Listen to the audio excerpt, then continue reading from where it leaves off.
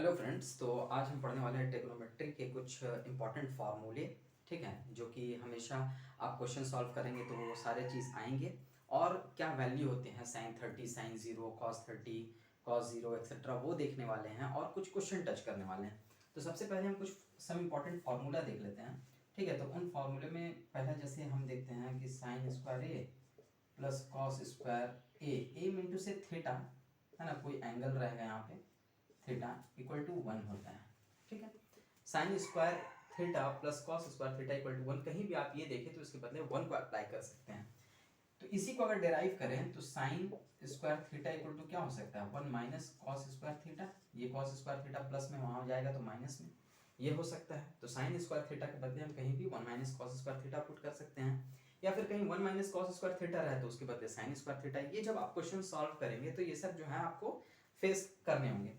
तो इसी तरीके से कॉस स्क्वायर थीटा को भी आप लिख सकते हैं, है ना, कॉस स्क्वायर थीटा, ये साइन स्क्वायर थीटा उधर जाएगा तो 1 माइनस साइन स्क्वायर थीटा, ये आप लिख सकते हैं। ये तो एक हो गया।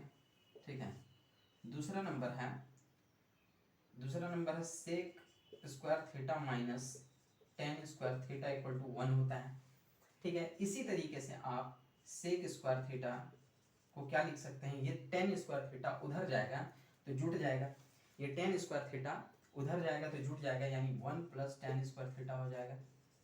यानी कहीं भी सेक स्क्वायर थीटा रहे तो उसके बदले में 1 प्लस टेन स्क्वायर थीटा आप पुट कर सकते हैं, या फिर अगर ये रहे तो ये पुट कर सकते हैं। उसी तरीके से टेन स्क्वायर थीटा के बराबर क्या होगा, तो टेन स्क्वायर थीटा यहाँ माइनस में उधर जाएगा प्लस में, तो ये 1 इधर आ जाएगा, यानी सेक स्क्वायर थीटा माइनस 1 हो जाएगा। ठीक है, तीसरे नंबर का एक और फॉर्मूला सेम है इसी तरीके से, cosec square theta minus cot square theta equal to 1। ठीक है, तो पहला क्या था, ये है, पहला तो ये है, ठीक है ना, sine square theta plus cos square theta equal to 1 होता है, sec square theta minus tan square theta equal to 1 होता है, जिससे दो दो डेराइव हो रहे हैं। उसी तरीके से cosec square theta minus cot square theta equal to 1 होता है। इसी तरीके से आप यहाँ भी डेरिवेशन कर सकते हैं, क्या, cosec square theta equal to क्या होगा, ये माइनस में उधर जाएगा तो प्लस में 1 प्लस कॉट स्क्वायर थीटा हो जाएगा। उसी तरीके से कॉट स्क्वायर थीटा अगर आप निकालते हैं, cot square theta equal to, तो कॉट स्क्वायर थीटा उधर जाएगा तो प्लस में, और ये 1 इधर आएगा, कॉसेक स्क्वायर थीटा माइनस 1। तो कहीं भी आप ये देखें तो ये पुट कर सकते हैं उसके बदले, ये देखें तो ये पुट कर सकते हैं, और कहीं ये देखें तो 1 पुट कर सकते हैं। उसी तरीके से सेम सारा है। ठीक है, उसके sine A plus B equal to sine A into cos B plus cos A into sine B, ये है फॉर्मूला।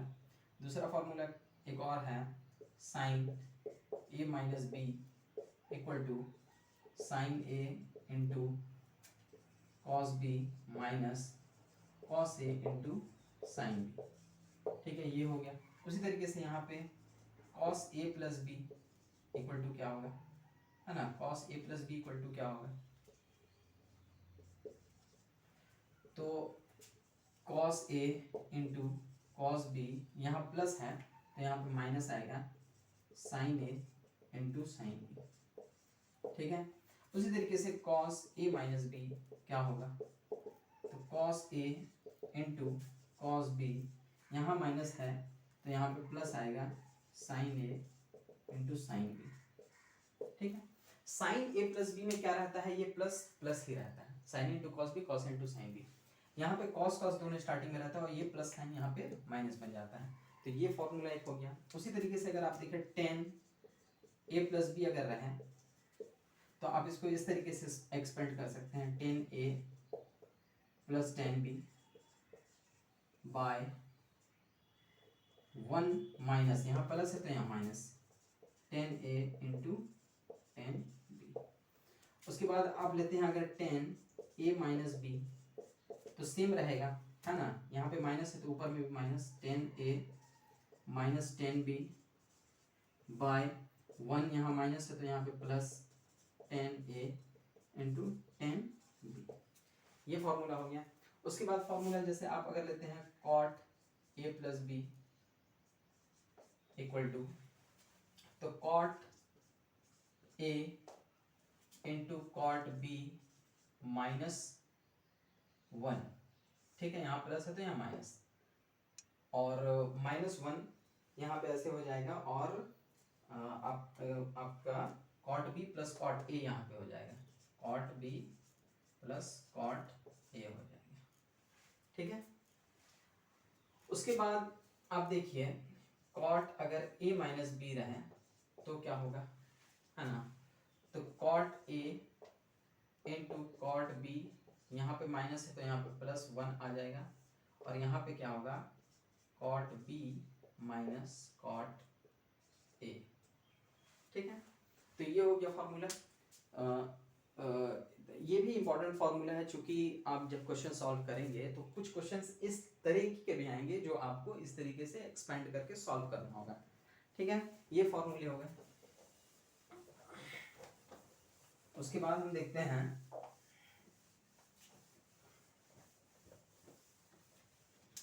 उसके बाद आइए हम देखते हैं कि अब वैल्यू देखते हैं, जैसे sine 0 degree, sine 30 degree, sine 45 degree, sine 60 degree, sine 90 degree का वैल्यू क्या होता है। उसी तरीके से cos 0 degree, cos 30 degree, cos 45 degree, ठीक है, cos 45 degree, cos 60 degree, cos 90 degree का वैल्यू क्या होता है।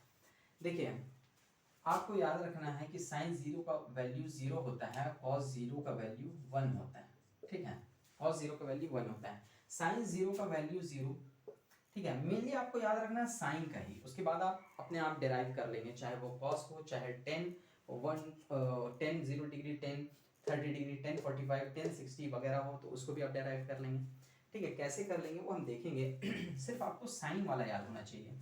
तो sine 0 degree 0, sine 30 degree 1/2, sine 45 degree 1/√2, और साइन 60 डिग्री का वैल्यू होता है √3/2, साइन 90 डिग्री का वैल्यू अगर 0 डिग्री का उल्टा होता है, यहाँ पे 0 डिग्री का उल्टा नहीं, कॉस का उल्टा होता है। तो देखिए आपको मैंने ये याद रखना है, साइन वाला पोर्शन याद रखना है। तो साइन 0 का वैल्यू 0, 30 का वैल्यू 1/2, साइन 45 1/2, साइन 60 √3/2, साइन 90 का वैल्यू 1 होता है।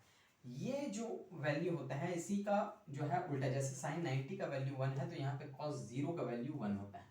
यहाँ पे जो साइन 60 का वैल्यू है वो कॉस 30 का वैल्यू होता है, यानी √3/2, और 45 में इक्वल रह जाता है, ठीक है ना, इक्वल। साइन 45 का जो वैल्यू है वही कॉस 45 का वैल्यू रहता है। अब यहाँ पे जो साइन 30 का वैल्यू है वो कॉस 60 में आ जाता है, ठीक है ना, क्रॉस। तो ये 1/2 है, यहाँ पे 1/2। यहाँ पे जो साइन 0 का वैल्यू है वो कॉस 90 का वैल्यू होता है, यानी यहाँ पे साइन 0 का वैल्यू 0 है तो कॉस 90 का वैल्यू 0 है। बस आपको साइन का याद रखना है, कॉस आप साइन का उल्टा करके, यानी जो साइन 90 का है वो कॉस 0 का होगा, जो साइन 0 का होगा वो कॉस 90 का होगा, क्रॉस में। ये आपको याद हो गया साइन वाला। तो कॉस आप निकाल लिए, और साइन कॉस जब आपके पास अवेलेबल हो जाएगा तो आप टेन भी निकाल लेंगे, कॉट भी निकाल लेंगे, सेक और कॉसेक भी निकाल लेंगे। वो कैसे निकाल लेंगे आइए हम देखते हैं। तो टेन 0 डिग्री अगर हम निकालते हैं तो हमको पता है टेन थीटा बराबर क्या होता है, sign theta by cos theta, यही होता है, ठीक है ना। तो साइन टेन 0 अगर हम निकालते हैं तो हम क्या लेंगे, sine 0 by cos 0 degree. Sine 0 का वैल्यू क्या है, 0 है, और कॉस 0 का वैल्यू क्या है, कॉस 0 का वैल्यू 1 है। तो 1, किसी भी चीज को आप 0 से डिवाइड करें तो क्या होगा, 0 होगा, ठीक है। तो टेन 0 का वैल्यू क्या होगा, 0 होगा। अब देखिए उसी तरीके से आपने टेन 0 का वैल्यू क्या निकाल लिया, 0 निकाल लिया, साइन 0 बाय, तो टेन 0 का वैल्यू 0। टेन 30 डिग्री का वैल्यू, ठीक है, टेन 30 डिग्री का वैल्यू आप कैसे निकालिएगा, तो साइन 30 बाय कॉस 30। साइन 30 का वैल्यू क्या है, साइन 30 का वैल्यू 1/2 है। उसी तरीके से कॉस 30 का वैल्यू क्या है, √3/2 है। तो ये 2 और 2 कट जाएगा, बचा क्या 1/√3।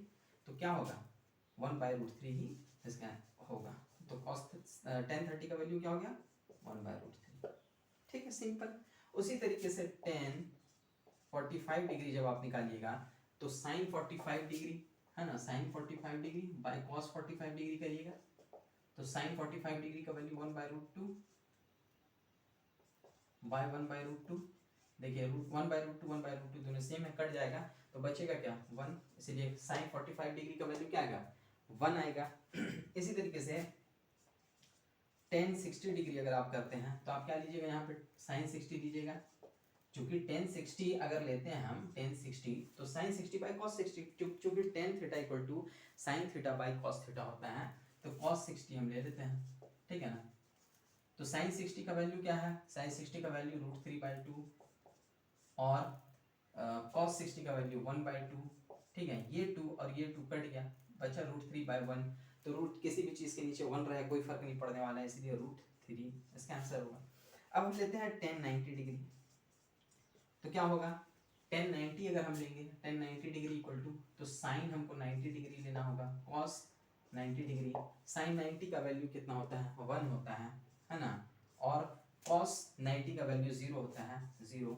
तो किसी भी चीज़ के नीचे अगर 0 आ जाए है ना, किसी चीज़ के भी नीचे 0 आ जाए, 0 से अगर भाग देंगे तो वो जो है इन्फिनिटी आता है, वो जो है डिफाइंड नॉट डिफाइंड होता है और इन्फिनिटी आता है, इसलिए tan 90 डिग्री का वैल्यू क्या हो गया, tan 90 डिग्री का वैल्यू हो गया इन्फिनिटी। अब हम देखते हैं जो है tan का उल्टा, जैसे यहाँ पे साइन का उल्टा कॉस में आ रहा था, यानी साइन 0 का वैल्यू cos 90 में है ना, और साइन 90 का cos 0 में क्रॉस हो रहा था, उसी तरीके से tan में क्रॉस कॉट में होता है, tan का क्रॉस कॉट में होता है। जैसे देखिए आप cot 0 degree, cot 30 degree, cot 60 degree, cot 90 degree, 45 छूट गया, cot 45 degree, cot 60 degree, cot 90 degree, क्या होगा वैल्यू, तो जो tan 0 का वैल्यू है वो cot 90 का होगा यानी 0, जो tan 30 का है वो cot 60 का होगा यानी 1/√3, और cot tan 45 इक्वल, जैसे यहाँ पे sin 45 cos 45 इक्वल था, उसी तरीके से tan 45 और cot 45 का भी इक्वल होगा, यानी 1 है तो 1 ही होगा। अब ये जो tan 30 डिग्री है ना, हाँ सॉरी एक चीज़ बताना भूल गया, हाँ ये यहाँ पे थोड़ा गलत हो गया, tan 60 डिग्री का वैल्यू जो है ना, tan 60 में जो यहाँ पे वैल्यू हो यहाँ पे 30 में होगा है ना, यानी √3, और यहाँ पे जो tan 45 है वो cot 45 में भी रह जाएगा, tan 30 का वैल्यू यहाँ पे 1/√3 है तो cot 60 का वैल्यू 1/√3 होगा, और यहाँ पे जो tan 90 का वैल्यू हो वहाँ पे क्रॉस होगा ना, क्रॉस होगा, जैसे यहाँ पे साइन 90 का जो था वो cos 0 का था, उसी तरीके से tan 90 का जो वैल्यू यहाँ पे है वो cot जो है 0 का होगा यानी इन्फिनिटिव होगा, ठीक है।